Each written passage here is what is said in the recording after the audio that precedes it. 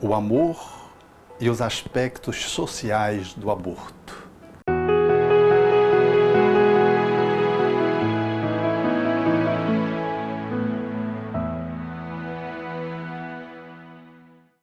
Na atualidade, há uma questão palpitante que envolve o mundo e o nosso país. Chama-se o abortamento.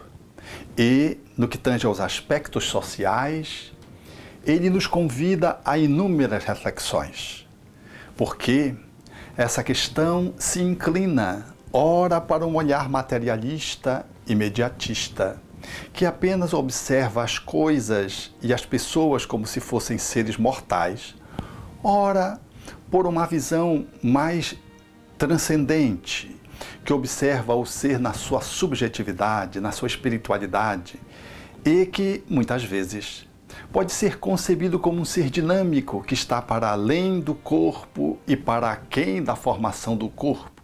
Portanto, num paradigma espiritualista e, às vezes, mais especificamente, num paradigma espiritista, que é importante podermos aqui compartilhar nessa reflexão.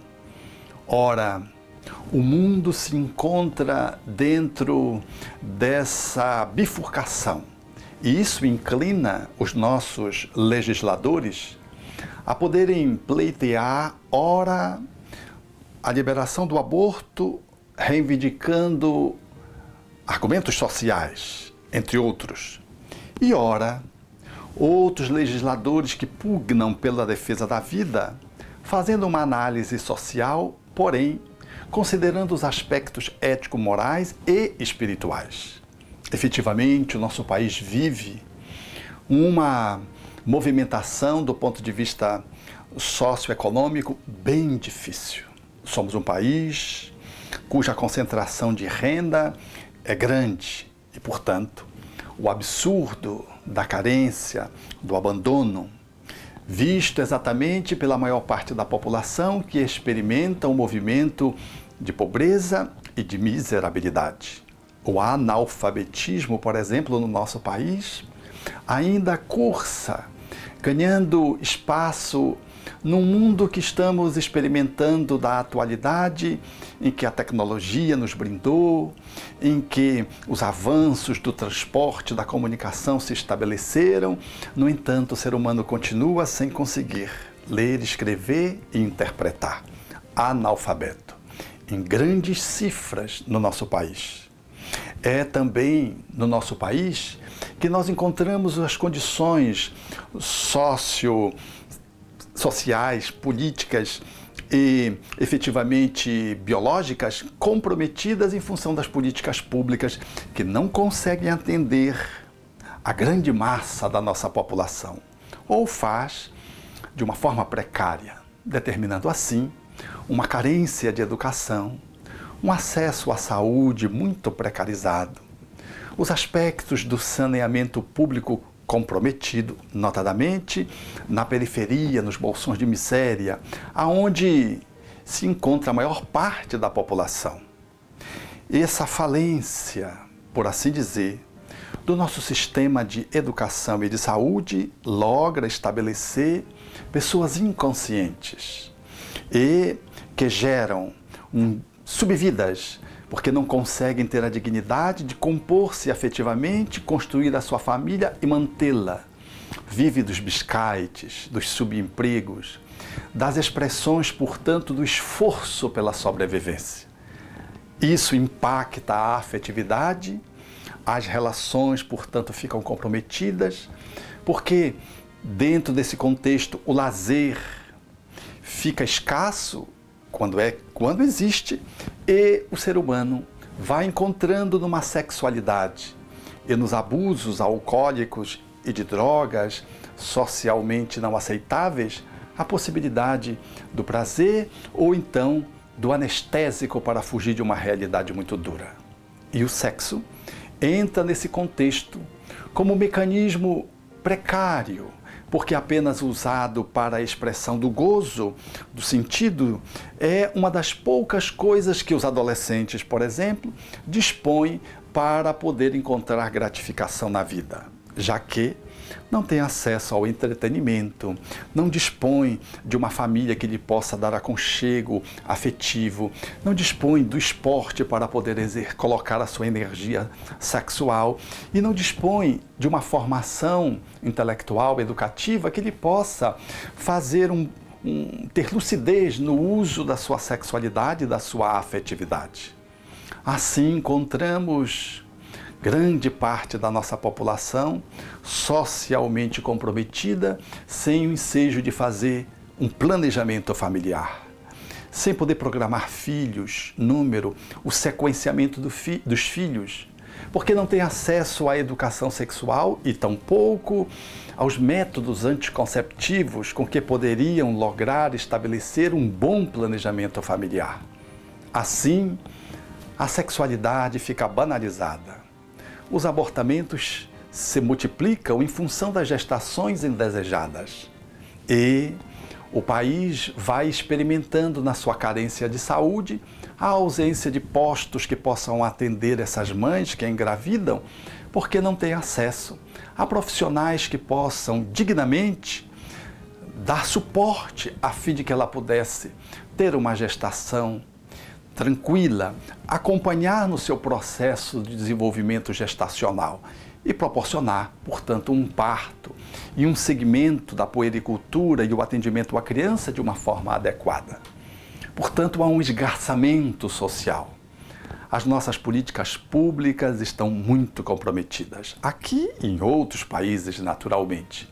E assim, nós encontramos no abortamento, às vezes, uma tentativa de procurar equacionar esses problemas sociais, como se o ser que estivesse dentro do útero materno não tivesse cidadania, não fosse um ser que tivesse dignidade, identidade, individualidade. Porque dentro desse contexto social surgem outros argumentos que se inclinam para que o aborto seja utilizado como uma forma de controle de natalidade. Com a fala da diminuição da morte materna, em razão dos abortos que são feitos de forma clandestina, surge então essa fala e outras na direção da legalização do aborto como sendo esse o caminho melhor para se equacionar problemas socioeconômicos e políticos que o nosso país vive. Então, é de bom tom que possamos fazer algumas reflexões para poder avaliar outros caminhos que poderiam ser mais éticos, que poderiam ser mais dignos e mais respeitosos com a mulher, notadamente com a mulher, mas com a família e especialmente com o embrião que se sente ameaçado nesses dias, não podendo constituir um advogado para reivindicar o seu direito de cidadania quando ele está presente dentro do útero. Útero que tem se transformado num espaço ameaçado como um campo de concentração pela legislação que tenta se inclinar e se ampliar para a legalização do aborto.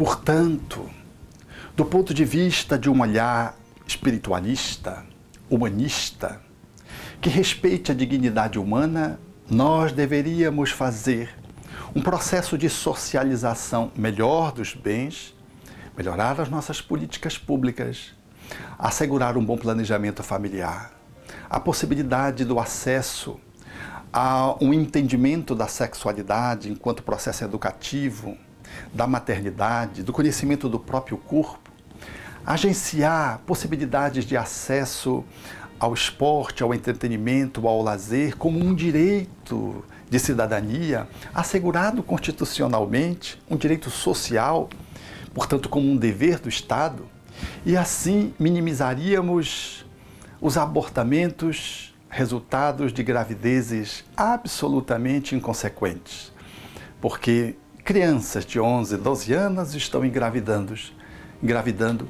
porque nem conhecem o seu próprio corpo, não tem uma família estruturada, não tem uma escola que lhe dê sustentação, porque os professores estão sucateados dentro da sua expressão social, dentro da sua manifestação profissional, e temos assim, portanto, uma sociedade carente, profundamente necessitada, que não consegue atender o adolescente e tampouco as mulheres e homens adultos.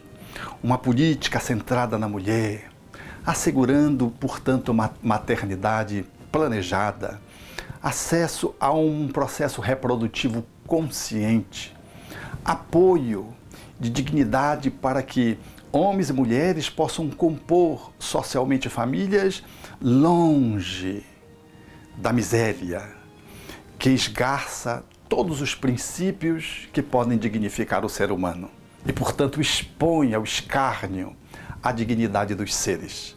E veio o abortamento como uma consequência, às vezes, dentro dessa engrenagem perversa. Olhar, portanto, de que também, do ponto de vista social, a mulher, ela não é dona do seu próprio corpo. Ela dispõe de um corpo, numa perspectiva espiritualista e espiritista, ela dispõe de um empréstimo. Ela é uma administradora do seu próprio corpo. Ela é uma usufrutuária do seu próprio corpo. Portanto, há limites na intervenção também desse corpo do qual ela é responsável, mas do bebê, ela de modo algum pode, portanto, por extensão, reivindicar ser possuidora. Porque quando um espermatozoide se une a um óvulo, ali está configurado um novo patamar genético. Ali está configurado um novo ser, que faria com que o extraordinário geneticista francês Jérôme Leroux, o considerado pai da genética moderna, o pai da citogenética, haveria de dizer que quando um óvulo é penetrado pelo espermatozoide, formando um zigoto, nós poderíamos dar uma carteira de identidade internacional para aquele indivíduo, porque ele é único no mundo. Ele é irrepetível, não há ninguém igual a ele. Portanto, efetivamente, a mulher não é dona do seu corpo, tampouco dona do feto.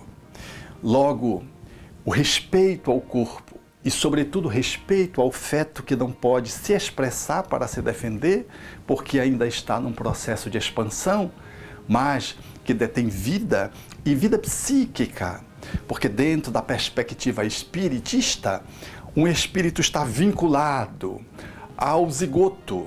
A reencarnação começa exatamente nesse momento da fecundação, tal como os espíritos disseram a Allan Kardec, na questão 344 de O Livro dos Espíritos. Portanto, há um psiquismo antes do cérebro ser formado.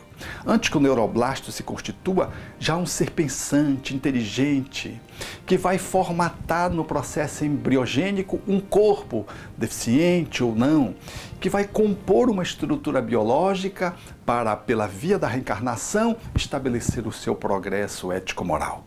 Logo, é uma individualidade, é uma identidade própria, é um ser que tem a sua dignidade por si mesma. Então, é de bom tom que esse argumento de que a mulher é dona do seu corpo e por extensão do feto, ele merece reflexões demoradas, posto que é um olhar superficial e apressado, cuja visão do espiritualismo e notadamente do espiritismo confere uma outra percepção. Aliás, Madre Teresa de Calcutá haveria de afirmar isso na Conferência do Cairo, quando eloquentemente do alto da sua competência de mulher, nessa vanguarda do feminismo, haveria de, compondo esse movimento, pautar uma outra concepção dentro daqueles dados que o feminismo, numa facção, propõe como a mulher, sendo dona do seu próprio corpo, pode pleitear também a liberdade para fazer o abortamento. Diria a Madre Teresa que, efetivamente, nem a mulher, nem o homem, nem o Estado, nem o médico tem o direito de matar uma criança. E diria ela, ainda com mais forte razão, de que um país que é medroso, ele efetivamente mata os seus filhos, uma criança, porque quando não acolhe uma criança é porque ele tem medo. E quando ele tem medo, diria ela, ele é um país muito pobre. Ela diria, dê-me a mim que eu encontrarei paz para que possam adotar a criança. Essa fala de Madre Teresa é emblemática, porque é de uma mulher que postulava como mulher também o direito da mulher considerar o outro que está dentro de si e poder oferecer a outros pais, na medida que a pessoa não quer perfilhar o filho que está gestando. Também nessa mesmo horizonte, nós vamos perceber como argumento de natureza social de que o feto, ele ainda não está formado quando é embrião. Isso é uma falácia, porque o processo embriogênico é a constituição efetiva de um ser que vai formatando um corpo, mas o ser já é ser desde o momento em que o ovo se estabelece na trompa de Falópio após a fecundação. Porque há um psiquismo. Não é o cérebro que determina a vida, é a vida que determina o cérebro. Esta tem sido alguma das contribuições que a neurociência, na atualidade, vem trazendo em profunda conexão com a visão espírita, como nós vamos poder ver no próximo bloco.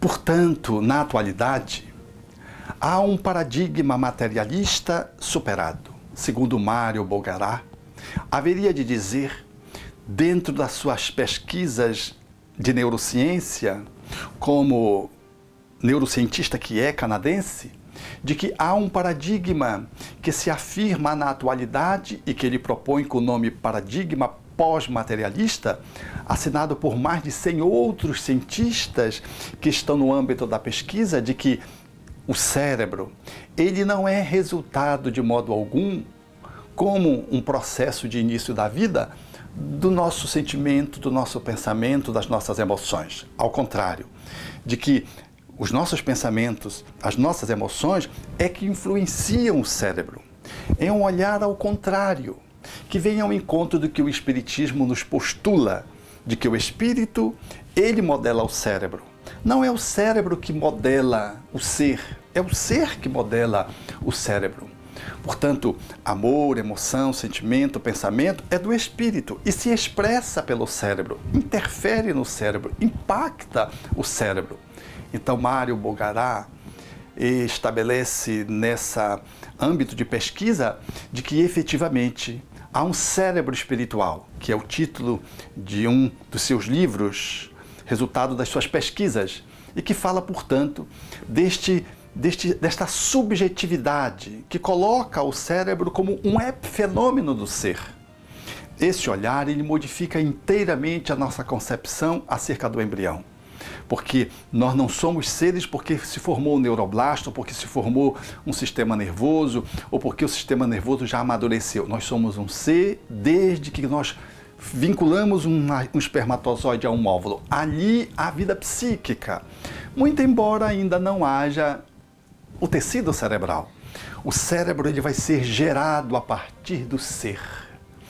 Esse olhar nos deixa confortáveis para analisar que, efetivamente, nós precisamos dar um salto de qualidade nessa visão materialista que vai ficando ultrapassado até entre os neurocientistas para esse novo paradigma, o paradigma pós-materialista, na linguagem do neurocientista canadense, ou no paradigma espiritualista, como propõe o Espiritismo na sua visão de espiritualidade superior, com que considera a vida, os seres, a existência daqueles que estamos na Terra.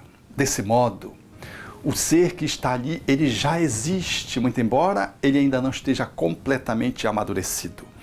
Nas 2 primeiras semanas, ele vai se constituindo e inicia o processo embriogênico que se conclui na 8ª semana. A partir da 9ª semana, o processo vai num caminho apenas de desenvolvimento e de amadurecimento, que é o processo fetal. Deixamos de chamar embrião para chamarmos feto, mas efetivamente o ser já está formado. Qualquer intervenção em qualquer tempo da gravidez é uma usurpação à cidadania do ser que está ali posto. Aliás, manda a Declaração de Genebra de 1948 na Assembleia Geral e Mundial dos Médicos, de forma categórica, afirmativa, consonante com o juramento de Hipócrates. Manterei o mais alto respeito à vida desde a concepção, mesmo sob ameaça. Não abrirei mão de poder seguir as leis da natureza. Essa afirmativa do Código de Ética Médica Internacional de Genebra, que vem sendo confirmado na Austrália, na Itália e, por último, na França, em 2006, coloca-nos, profissionais da área de saúde, notadamente os médicos, com um profundo compromisso com o ser desde a concepção, com o mais alto respeito desde a concepção. Por isso, nós não podemos tergiversar diante dos argumentos que se inclinam para o abortamento de natureza social. Esses argumentos são frágeis, porque nada pode sobrepor-se à vida. Não se pode fazer um aborto e dizer que é um mal menor. Qual é o mal que pode ser menor quando está em jogo a vida? Nesses dias em que precisamos equacionar efetivamente com mais equanimidade a nossa movimentação socioeconômica no país e especialmente moral, porque fundamentalmente o problema é ético-moral, haja vista todas as falcatruas e corrupções que nós observamos no mundo, expondo os seres que ficam com as suas cidadanias comprometidas e, naturalmente, aqueles que estão mais frágeis são os mais alcançados. Nós precisamos dizer sim à vida, mesmo quando ela se manifeste numa família numerosa. Não é possível dizer que se deva fazer o aborto porque já tem 4, 5 filhos. É possível orientar as mães para que elas possam controlar, planejando os processos gestatórios. Temos no nosso país, o Brasil, o exemplo de Dona Ana, que quando estava com 12 filhos, engravidou e acolheu diante de uma circunstância tão difícil, 12 filhos, nordestina, no interior da Bahia, e sendo uma mulher pobre, acolheu essa criança e nasceu um 13º, muito embora ela fosse até uma pessoa já de idade, no término da sua fertilidade. E, malgrado todas as circunstâncias adversas, pôde acolher o menino que deveria nascer. mostrando que, mesmo numa família numerosa, nós podemos ter surpresas.